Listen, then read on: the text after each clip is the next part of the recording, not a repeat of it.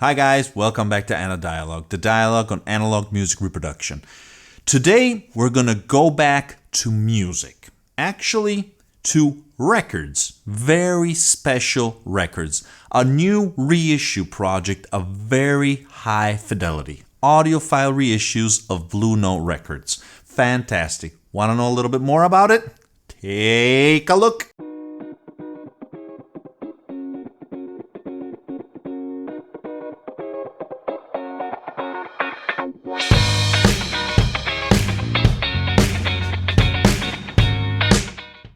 Okay guys, so today I want to talk about a fantastic, very cool reissue project by Blue Note Records. For those of you who do not know what is Blue Note Records, I mean if you like jazz, you obviously know what Blue Note is, but in any case, it's a famous record label which started back in the end of the 30s, thanks to Alfred Lion and other guys, and reached very high levels, very high quality, especially during the 50s and 60s, thanks to the recordings of Rudy Van Gelder, a fantastic sound engineer, which self-taught man, which I'm going to do a specific video ahead in the future, because I really love this guy, his story, and then his recordings. And his recordings are at the core of what is Blue Note Records. There's something interesting about this because a lot of people, especially during the 90s to early 2000s, claimed that the sound of Rudy Van Gelder, the sound of Blue Note Records, was not that good. It had some problems. They were too bright, too dry. Something was not correct. Well, actually, the problem was, first of all, the CD reissues. The very first ones, in my opinion, were very good. I liked them. The first transfers directly from the masters. The Rudy Van Gelder editions, I don't know if someone of you know about these, which look very fancy, classy, weren't that good. They had issues. They were badly equalized. Not all of them, obviously, but most of them. And that's why a lot of people started to say no. Plus, the reissues of the vinyl records were not that great. Even the early ones had some problems, unfortunately. They cut off some frequencies in order to have the maximum playability in all kinds of systems. That was the problem back in the days. So current audiophile reissues are probably the best of the best.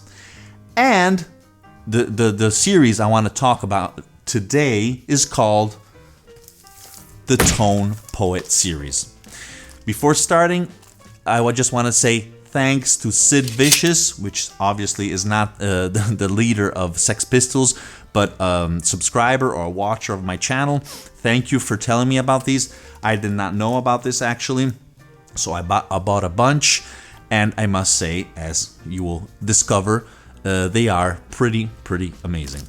Okay, so they decided to start this actually just in February of this year, 2019, to reissue a few less known albums, or albums that were made under other labels but issued by Blue Note, or even rare recordings which had problems that were not released in the 60s when they were recorded, but for example in the 80s. All these strange albums that had some problems along the way, but they are fantastic. Obviously I'm talking sonically, audiophile grade quality, but also the music itself. It's great. Like for example, this fantastic album by Wayne Shorter, etc., where we have Herbie Hancock. Already when we have Herbie Hancock, I buy an album when I see Herbie Hancock. Otherwise, Joe Chambers, excellent drums, Cecil McBee, and obviously Wayne Shorter. As you can see here on the hype sticker, it says Blue Note Tone Poet series. Audiophile vinyl reissues from the finest in jazz since 1939. Mastered from the original master tapes. Now this is the fundamental point of this video. That is why I'm doing this. Because this series is mastered from the original master tapes, and the full chain is completely analog, AAA. Everything was made in an analog domain. Okay guys, that's why the quality of these It's so amazing, fantastic, and close to the analog recordings. It says also here, recorded obviously by Rudy Van Gelder. The genius behind this is Joe Harley, which I want to spend some words in a sec. The mastering of all this series is done by Kevin Gray, which we all know. I mean, he is one of the great mastering facilities and mastering engineers that we have today. Kevin Gray of Coherent Mastering Studios.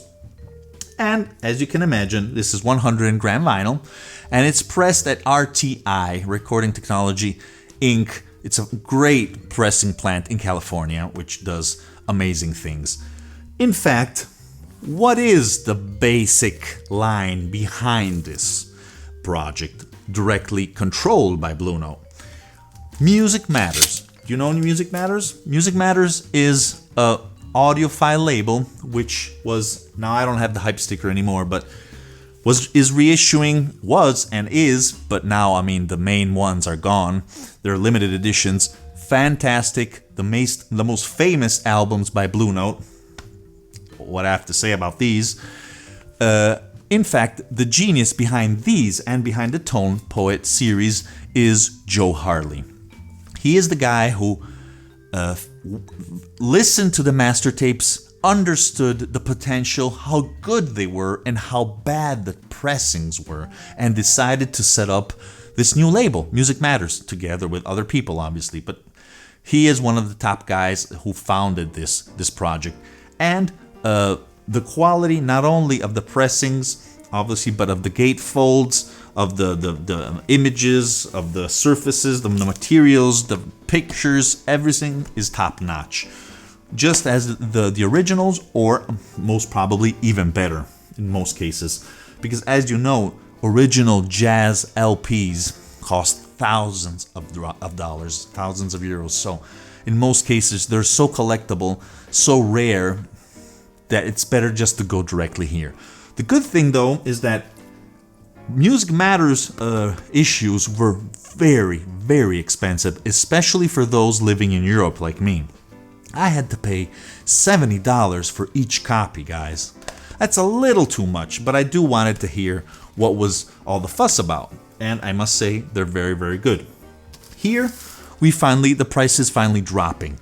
It's like about 15, 20 euro dollars less. We go around 25, 30, 31 dollars. It depends from which issue.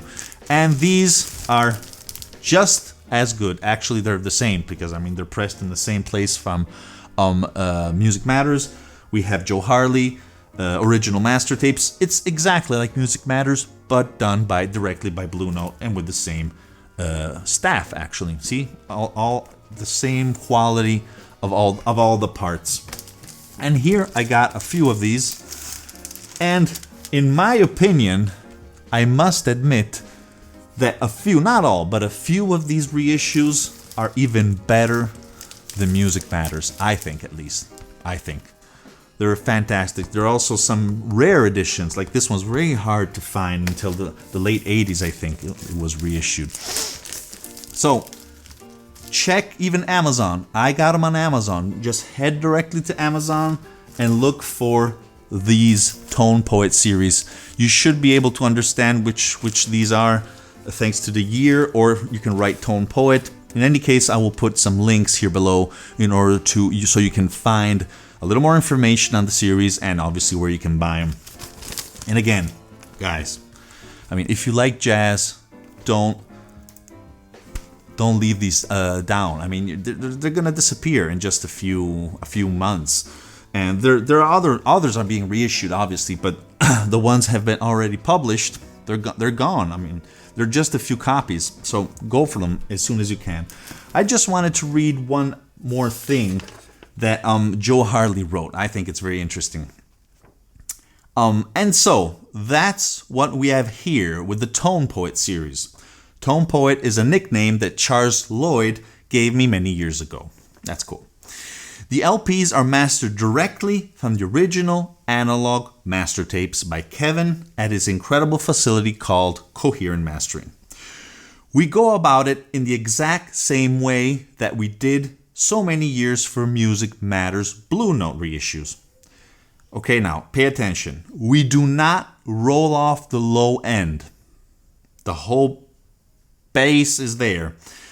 Boost the top or do any limiting of any kind, which instead took place back in even for the original LPs. We allow the full glory of the original Blue Note masters to come through unimpeded. I mean, as what's on the master tapes, you find on the vinyl records. I just wanted to read this little short passages. There's this nice little article you can find directly on the Blue Note Tone Poet series page. And that's it. I mean, if you want to suggest some of these releases from the Tone Poet series, among others, please leave your comments here below. And as always, thanks for watching, guys. And remember, music is born analog. Bye.